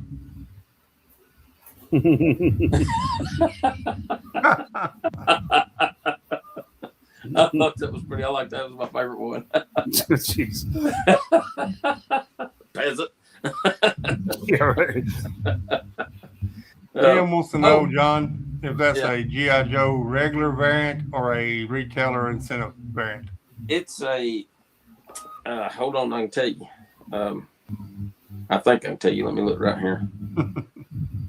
I put it in my CLZ database, so it usually tells those when I look at the description. Let me see here. There's so many G.I. Joe titles, it takes me forever to find them. Mm-hmm. It is. Let's see, that was Image. It's a die cut foil variant. Series premiere. I think it was regular. I don't think it was like a special. Yeah. It was just $5.99. I mean, it Yeah, wasn't so like that'd be a regular variant then. yeah, it wasn't like one of those one out of 25 or one of those. So it was a regular variant. I also found, and I did not know they made these, and I found these. I'll look at one of them out. They're I mean, Vampirilla actually started out back in the 60s under Warren Publishing. Yep. And they done the magazine size Vampirilla books, but I didn't know Harris done a run of them back in the 90s. I found 2 of these, but these are actually like magazines. You got some story in it. I don't know if you can tell. You got some story in it, but then you got like advertisements and stuff, like in art. Yeah, that was Young Frankenstein, wasn't it? Yeah, it's actually got like articles. Well, there's a few articles and things like I don't know, cosplay and stuff like that in there. I mean, it's actually like a magazine. It's like a magazine and comic mix. Huh. So I thought that was pretty. I found he didn't even know, the guy that had them didn't even realize they made them. He didn't even realize he had them. He was flipping through there and we found them in there. But, I thought they were pretty neat. I don't know. This is number 4, and I forget what issue that is because it don't have the issue cover on top. So I'm gonna have to look see if I can track down these 2 and see how many of them they are. But Plug to this computer. I thought it was pretty cool. I always liked the big magazine sized books, like the Savage Sword of Conan and Savage Tales and those things. They don't fit well in comic book boxes. I know that. So No, they don't. you have to actually buy a magazine sized comic book box to put them in. But I don't know. But yeah, so that's all I got. I just picked up some comics, and I was surprised to find those because usually you don't. Most people bring Marvel and DC, and they'll bring some indie comics, but most of them are like Image or a Dark Horse, something like that. So it's hard to find like the Dynamite, Red Sonja, and Vampirilla books and stuff, And so I was surprised I found those. Cool. And like I said, I got a good deal on. Of course, it was right there at the end of the show. Everybody's packing up, so they probably would have sold me everything at a good deal. Yeah, right. You find a lot of stuff. You said you didn't get to look around because he's helping. You find a lot of stuff, but not looking around. I've noticed. Well, like I said, the figures all come from Ginger Kids, except for that one was another booth, and they were almost packed up. That was just sitting there on the shelf. He hadn't put it in the box yet. And the comics I got from 2 different people. And they were both big comic booths, but like I said, they were one of the last ones to start packing up. So, because all they got to do is just put the lid on and start carrying them out. Exactly, right. Yeah. It wasn't like they had a lot of packing to do. I can hear Nancy in the other room. Tell me about it. But the best thing I saw vintage wise there, and was they had a booth that had 2 of the Inhuman monsters. You remember the Inhumanoids from the 80s? Inhumanoids. Mm-hmm. They had Metlor and Tendril, and Tendril was in beautiful. I mean, it looked like it just come out of a package. And it was a long thing, Tendril, too. Yep, it was It had unbroken, the longer things. unbroken, complete. It was a beautiful figure. They wanted $400 for it. And, I can say, woo! yeah. And I think they wanted $225 for Metlor, wasn't that his name? Metlor, yeah. Yeah. And those are awesome figures, though. I mean, I don't know if people watching, if you're familiar with Inhumanoids or not, but the action figures were always kind of weird because they were in these containment suits that were just Right. kind of out of proportion. But the monsters was what was always cool about the line. Yep. And I remember watching the cartoon too. And but yeah, I would have loved to have that Tendril.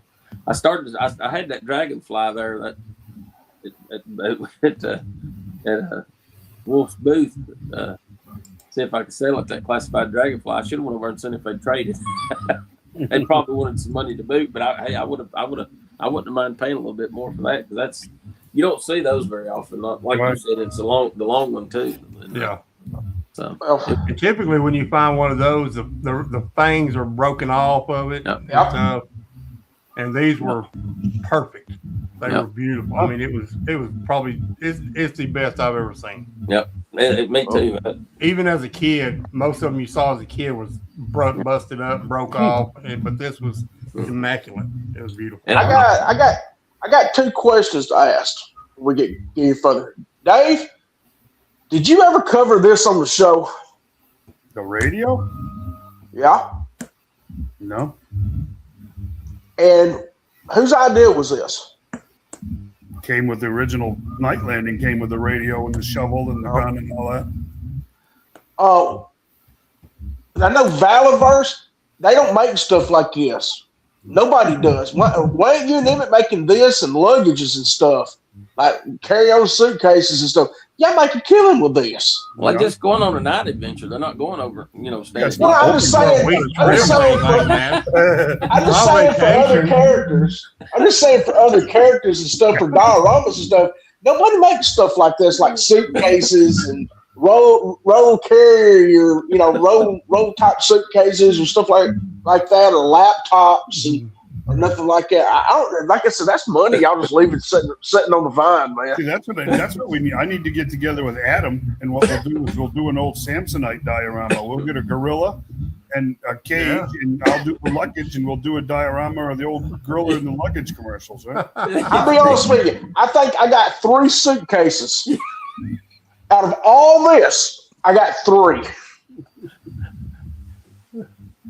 But that next video he'll show, he's going to show mainframe and Zorana sitting in that night landing with their suitcases going on over a weekend. Well, mainframe's the only guy I got with a laptop computer too. They're sneaking to Niagara for the weekend. Yeah. What I'm saying, like you could 3D print you some computer banks, like for dioramas, just leave them like a shell inside. People paint them and buy them and send them up, and they're like dioramas for Batman or whatever. I say y'all was leaving money laying around, man. Believe it or not, couches. yeah. Well, I mean, when you go onto the major sites that you can get files from, STL files. I mean, there's everything you can think of on there. You just need to look long enough. Yeah, but it's not. I hate to say it. It's not like they move a lot of it because it doesn't seem to be that much interest in it. It's very strange. There seems to be everybody still wants to treat 3D printing like the redheaded stepchild. It's not original. It's not OG. It's not manufactured. So people want to treat it like second class, and I understand that. I understand that very much for repro parts. If you want all original, that makes perfect sense. But let's face it, some of this stuff Hasbro is just never going to make. Or McFarlane or anybody else. They're just never going to make this stuff. A cell phone. You can now. Y'all only see what's behind me. Not Dave, but Shane's been here. I got stuff in the dining room too, and on this back wall over here, I got 2 cell phones out of all of it, and one of them come with Gwenpool and Jon Favreau from the Marvel movies. That's it. Mm-hmm. I will tell you, printing little things like that with any kind of detail is very difficult.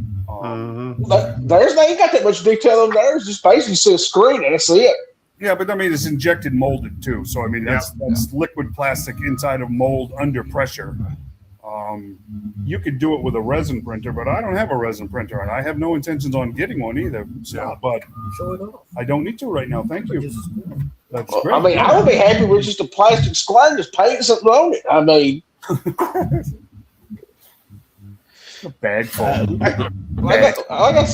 Like I said, bags. Well, another thing, bags. I got satchels and stuff for bags would work. Luggage for Mary Jane kicks Peter out for the last time. Well, you never know. You might need a nice Samsonite. Destro might want to put a bomb in it. Peter's been hanging around with Black Cat again, and nope, you're out of here, Bob. All right. Yeah, I mean, Pete might have to take his extra Spidey suit. Right? Oh man. Matt Murdock will be in touch with you soon. That's right. Well, hey, I can see the greatest divorce. Mary Jane gets Matt Murdock, and Spidey Man's got to get She-Hulk to defend it. That's right. Divorce court, Marvel style. Yep. That's right. Get Judge And the Judy. Punisher's the judge. It's funny. How did we get to this? I have no idea. It was one of two of Corey's questions. And he's ranted so much he don't remember what number 1 was or 2 was. Trigger came with the Thank you. surfboard sale. Yeah. I think he's talking about the Are you man. talking about G.I. The Joe? Manta, yeah, the Manta. That It the was- Manta. It was one of the few vehicles that was strictly mail away, wasn't it? Yes. Yep, it was. Yep, it was. Well, I meant to say something about this radio. That's what impressed me most about the come with the boat. Well, it's kind of sad, Corey. No, the boat was cool. The boat was cool, and the engine's cool. But I really dig the radio. I mean, I'd like to have a big computer bank. You know, we can cinch up maybe a Batcave diorama or something other. And also, what paint would you suggest to paint these? I'm gonna paint this and paint the dolls and stuff on it. Just acrylic. Really? Mm-hmm. When I get my new glasses, of course, because I can't hardly see nothing with the old ones. Yeah, You give me a radio, pay me $10, I'll paint it. yeah. for The you. Manta didn't come with anybody. No, it didn't come with Yeah. that. Sailboard. Did anybody at the con see anybody with custom head sculpts from 112 Skull Guys? I saw one with Mythic Legion heads, but that was it. Yeah, I saw him too. Very nice guy, just Oh yeah. didn't have a lot of stuff. I would love to get me a Harry Callahan head. A what? Harry Callahan, Oh, Dirty Harry? yeah, or Paul Kersey. I mean, you can order them unfinished, but I ain't got the steady hand or the eyesight to paint them no more. So That's tough. Yeah. Yeah, it's tough. Hey, how about you buy a resin printer and I start painting them for you? You can make money. you're gonna have to paint. You're gonna have to paint a lot. Yeah. Yeah, that's not a fair trade. Like, you need to go quit. You need to go quit school and give me 16 hours of your day. Yeah, right. But my painting skills are excellent. He does actually pretty good painting. I'm gonna go If you grab can one. keep him focused. I'll go grab one. My problem is the eyes. I can't do eyes no more to save my life. Yeah, it's tough. It's tough. I've got a couple of those resin heads that I haven't even started on because I just don't. It takes a lot to sit down and paint those and do it well. It really does. Oh, yeah. Yeah. So, anyways, Because I got hundreds of ideas and I got thousands of bodies already ready to go. there you go. Uh-oh. Let me show what I got. Yeah, show it. I got this also from Ginger Kid's booth. He gave me a great deal on it. I've been wanting one for a while. It's Father Christmas. Mm-hmm. What I like about these, this is a Mythic Legion figure, obscure figures. And what I like about these is when you open these up, and there's the figure, Mm-hmm. but you also get the backdrop as the cover. That's cool. It's like a slip cover. Yeah, it's just magnetic. It magnetizes to the box itself, and there's your backdrop. So it's pretty awesome. But this figure, I've been wanting it for a long time. They also have the Bob Marley for the Christmas Carol movie, and also Christmas Past, I believe it is. And I'm going to get those to go along with this one. And Oh, you ain't got him. You ain't got him yet. No, I don't have Bob Marley or Christmas Past, but I got Hey, this Bob Marley. from my old buddy Dave. I think tell his Nice. name, Bob Marley? That was Jacob Marley, but we keep going with that. That's it, Bob Marley. He's the Jamaican guy. Come on. Got that from Dave, and I'm working on putting it together. Yep. It is pretty stinking awesome. If you can't tell what it is, it's a devilfish classified scale, and it's pretty awesome. But yep, that's what I got. Didn't see a whole lot of stuff for me there, but there was a ton of stuff for everybody. Yeah. Cool. Very cool. Blue screen. Blue screen. How'd that happen? It's awesome. Getting glitches now. Yay. All right, Emmett wants to show off his painting skills, so here you go. Yeah. There you go. Yeah, I mean, he does pretty good. Plus, the lighting's terrible. Well, if he can paint that, he can definitely do eyes. Then I might have to give him do some painting for me. Well, we say that, but there's a lot of. Well, Timothy mentioned a minute ago him having to do this. He'll tell you there's a lot of like Tricks. broad brushing on these where it's not. The details kind of happen by accident. They're not necessarily on purpose. Does that make any sense? Yeah. I think Dry very messy, brushing and then stuff, You yeah. slowly get it so you clean it Yeah. up. So to actually do eyes would be quite a lot. But I mean, that's why the eyes on him are only partially painted. I couldn't fill them in they're time. hardly even molded on that little tiny. I just can't get the pupils right. I just can't do it the same way I can't do There's it. pupils and colors. Yeah. So, but he does a pretty good job. He does a good job. I have more of them upstairs. A lot more. Yeah, we'll leave them up there. Yeah, they are awesome. I'll give you that. So my pickups this week were limited because but I had to get this. Oh, that is awesome. That Shadow was Batman from that Sonic DC set, the 2.5 inch. Yeah. These usually come into blind bags, but they fit the scale to like the 6 inch, 7 inch figures is perfect.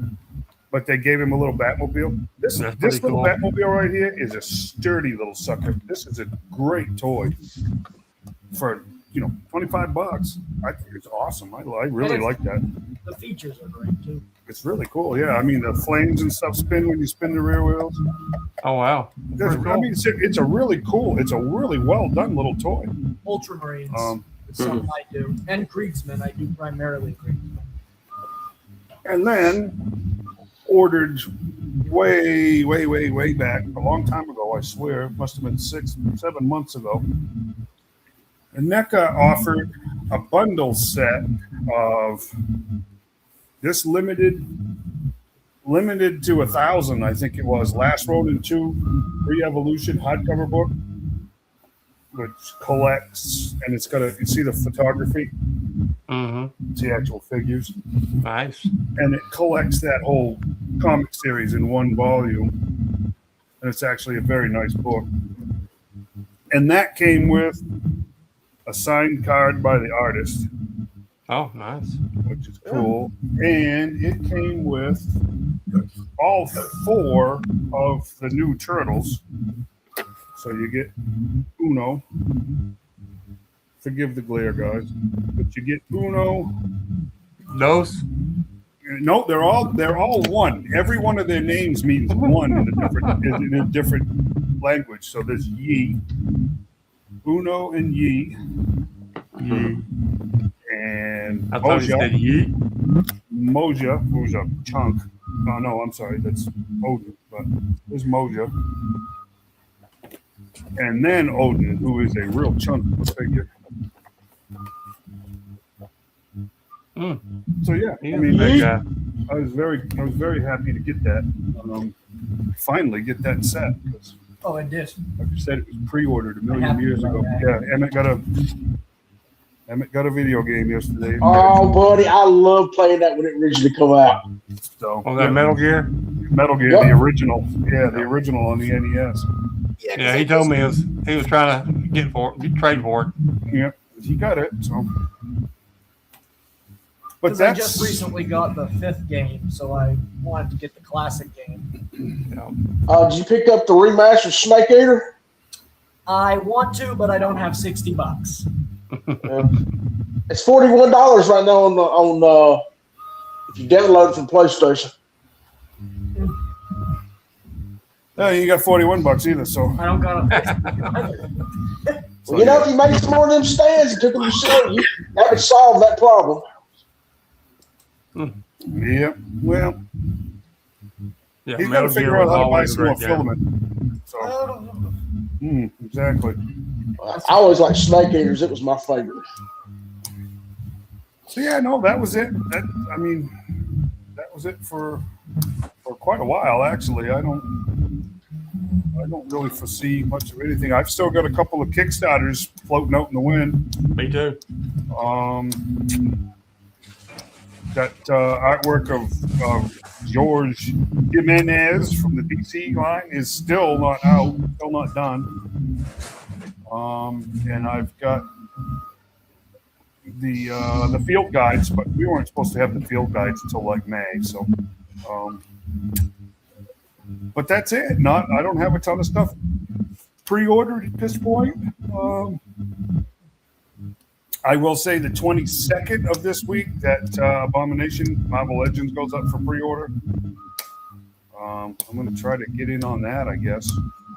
But that's kind of it right now. I don't know what else was going up for pre-order that What day. about the toy collector's wish book, special edition G.I. Joe? Oh, that one's out in limbo too. I haven't seen an update from Wayne in quite a while on that. Yeah, the last time I got something from him was the 11th Of January or December? of November.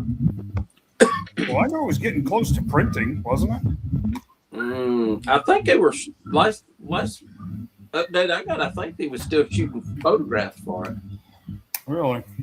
but that's been a while back, so I'm not sure. Well, that last email I got was that he had a brief setback due to a minor wrist fracture. Okay. So, I mean, I don't know. I don't even remember that update. That was update number 10. I thought that maybe it's Jimenez one I was reading that was going to print. Yeah, I mean, I personally have never been taken by a Kickstarter, so Oh, yeah. Me neither, I'm but assuming that will happen. I just kind of not on schedule right now, that's for sure. I know the pre-order for the re-release of the Ursa Major Build-A-Figure with the human head to make him another guy it's up. Mm-hmm. And Dave, Yep. I thought it didn't have much to got it. It's the Game Reverse. The only difference between it and the one coming out, well, you can't take that off. That's the only difference. It's the same body, everything. Yeah. Just the head. I may end up ordering me a custom cave Abomination head for it. But this one's a little bit darker green too. And everybody's still complaining about the new one. Still got that toe right there. The dew claw. Yeah. I don't know. I went to look for my Ursa Major. Is that not the Game Reverse body? Yeah. That's Game Reverse body. That's what they're using on this new one coming out. That exact body. So it's But it's just- another just- game. it's just a little bit lighter color, and they changed heads, and that's it. So it's a Game Reverse Abomination, not a comic Abomination. Correct. But they're using the comic Abomination head. It'd be close enough for me. I mean, if my But homie's standing on his chest, he probably won't notice all the differences. Well, me personally, the new Ursa Major, it's got a better color to it. You come with the other head. I can't remember what Spider-Man villain it is. Grizzly, yeah, you can change his hands out. I'm gonna get it too. I got the Build-A-Figure, but I love my bears, man. Yeah, speaking of bears, that other bear from Mythic Legions is still an absolute just no show. No, just I think to say, did you find one? no. 18 months in the waiting. 18 months late. Can you imagine that, guys? That's Actually, amazing. it's longer than that. I thought they were supposed to have it February of last year or year Yeah, before. it may have been. Yeah, it may have been delayed. It's been 18 months. 2024 is when it was Yeah, pre-order. Yeah. isn't that insane? But, Here's my only fear with the new Abomination. It's going to have weak ankles like this one. And he's so heavy. Yeah. I had to actually go in with crazy glue and kind of tighten him up. They're He's beefy. They're saying that bear and that wave is shipping begins early February. So it's going to be what year? This year. So it's going to be 2 years late. 2 years. Yep. 2 years late. Yep. That's amazing when you think about it, guys. That On really on the Kickstarter, was talking about. I went to Kickstarter's website and looked, and it's November the 14th is the last update on it, where he broke his wrist or wrist fractured his wrist. Yeah, that's when I got the That's the email. last update on it. But I will tell you, Dave, you'll like this from Abomination. He's got butterfly joints, and he can break them all the way back. nice. Yeah, it's definitely not a figure that'll get used a lot. I just wanted one to go with that Hulk. So. Yeah, it's just The only thing, like I said, I can't remember if this is a Build-A-Figure or not. I can't remember. I want to say it was. Yeah, Because I got that whole game that away. game reverse wave they had. Yeah. Had not Miss Marvel, and I can't remember who else, but not the Kamala Khan Miss Marvel. Yeah. And, I think it had a Game Reverse Steve Rogers and Game Reverse Iron Man, if I remember right. I believe you're right, too. But me personally, it's good Abomination figure. So, I mean, Yeah. I just don't like his I was ankles. wrong on my dates.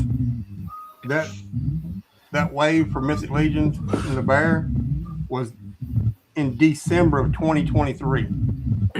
Unbelievable, huh? 2 years. So it's a little over, going to be over 2 years. 26 months. 26 months late. Yep. Well, you know me, I'm usually crabby, but it's Mythic Legion, so it's worth the wait, people. Oh, it is. Their figures are amazing. But my thing is, they put out 7 or 8 other different waves since then. Oh yeah, And they've they've all no shipped. shortage of product. So I mean, that is my issue with it. Yeah. What And Timothy say? He says, still waiting on my Eric of Meaning Bane from Savage Crucible and the Death Dealer. Melon bone? If he needs a Melon death bone? dealer, I'll just send him over after I feed Marshall a bunch of beans. Oh, there you go. He'll become the death dealer. Oh, Lordy. He'll bring a poster with him. Well, guys, what are y'all looking for right now? What's that? What are y'all looking for right now? Hitting shelves. He's missing a hand. Red label Zatanna, that cheetah, and I still never got that Cyborg Superman that kind of came and went. I didn't get one. Which one?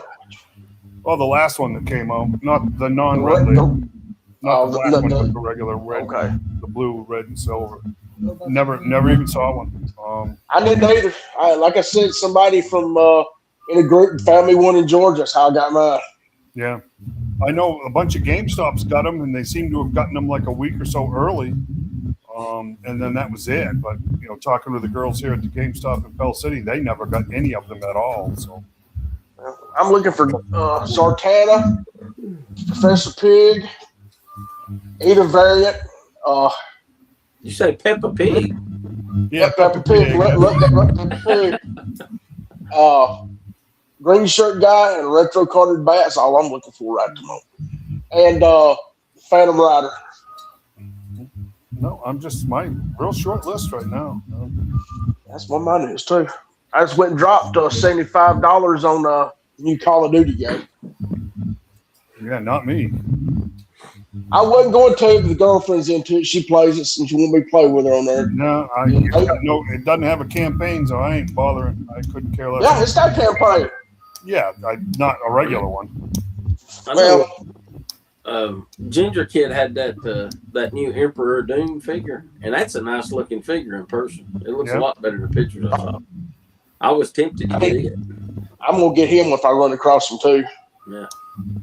Yeah, I was tempted to, but I wanted cardiac more, so I had to pick one or the other, and I picked cardiac.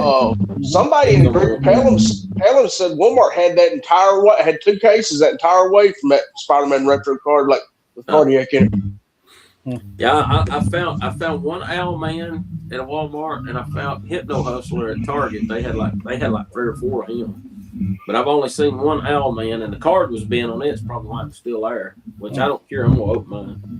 I found 500 chameleons at Ross's the other day.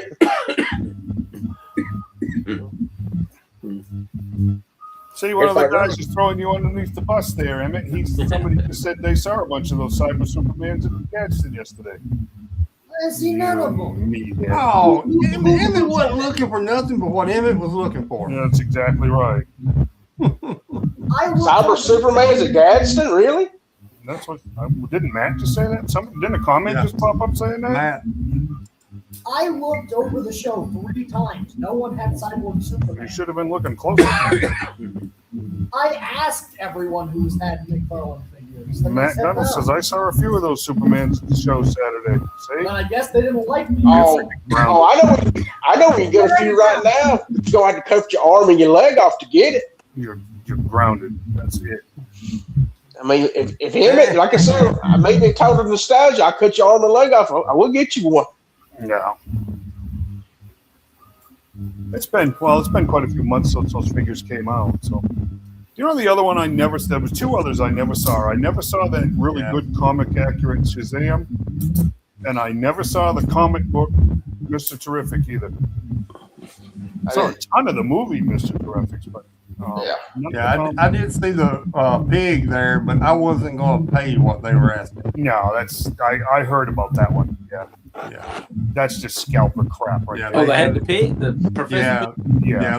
One person did. He had, I think, 2 of them, and he wanted $50 a piece for them. Yeah, that's scalper crap right there. Those figures were just released this week. I think he charged me.